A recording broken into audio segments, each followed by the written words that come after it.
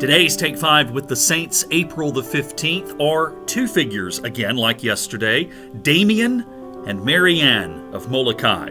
Molokai is one of the Hawaiian Islands. Damien and Marianne were Europeans who were missionaries sent to the Hawaiian Islands, but they had a very unique ministry to the people of Molokai because during the 1800s there was a huge leprosy outbreak in the Hawaiian Islands, and the Hawaiian government at the time sent all of the lepers to an isolated peninsula on the island of Molokai, to which their living conditions and their spiritual conditions deteriorated rapidly. Damien and later Marianne both were some of the people who helped to offer ministry and support, and in the case of Damien, even succumbing to the disease of leprosy himself in offering this ministry to the native Hawaiian people.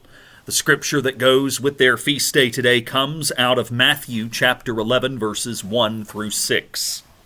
Now when Jesus had finished instructing his 12 disciples, he went on from there to teach and proclaim his message in their cities. When John heard in prison what the Messiah was doing, he sent word by his disciples and said to Jesus, "Are you the one who is to come, or are we to wait for another?" Jesus answered them, "Go and tell John what you hear and see. The blind receive their sight, the lame walk, the lepers are cleansed, the deaf hear, the dead are raised, and the poor have good news brought to them. And blessed is anyone who takes no offense at me."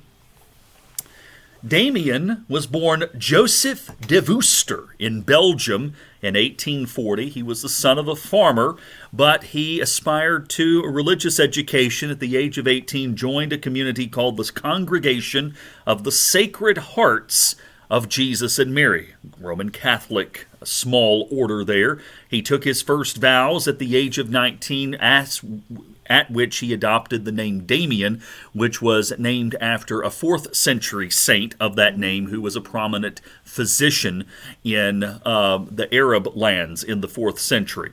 His order was a missionary order, and one of their areas afield from Belgium, of all places, was Hawaii. And his older brother was in fact scheduled to go out on a visit to Hawaii, on a missionary visit, but he fell ill, and Damien took his place.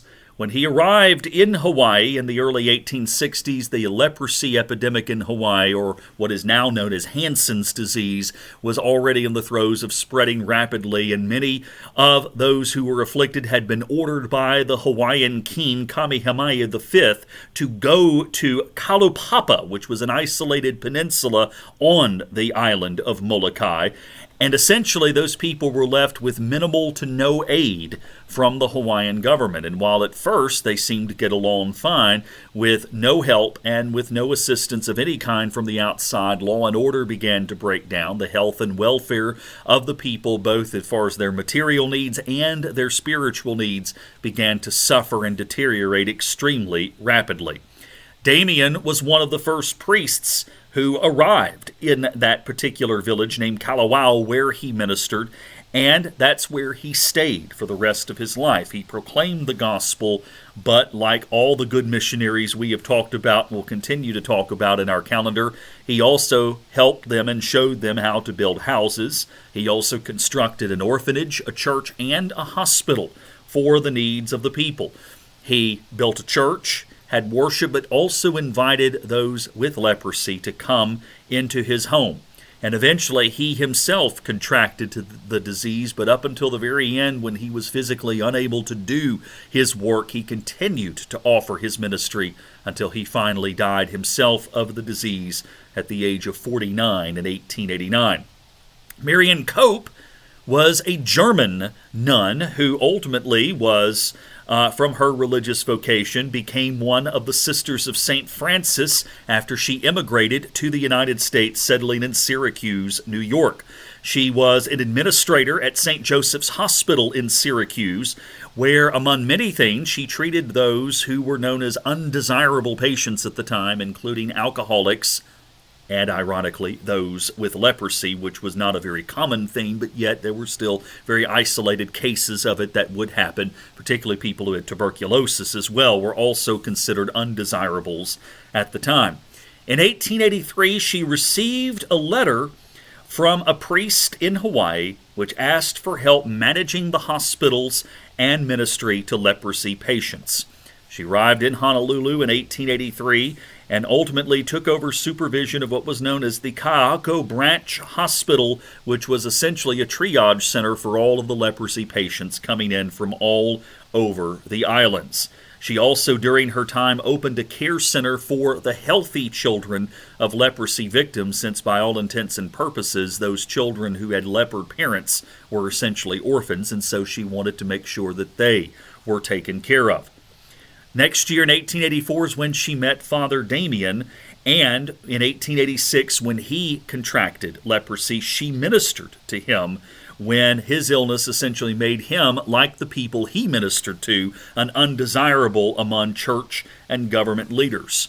Miraculously, she never contracted leprosy, and she was allowed to continue her work with hospitals and all who were suffering of Hansen's disease all across the islands of Hawaii until her death, not of leprosy, in 1918.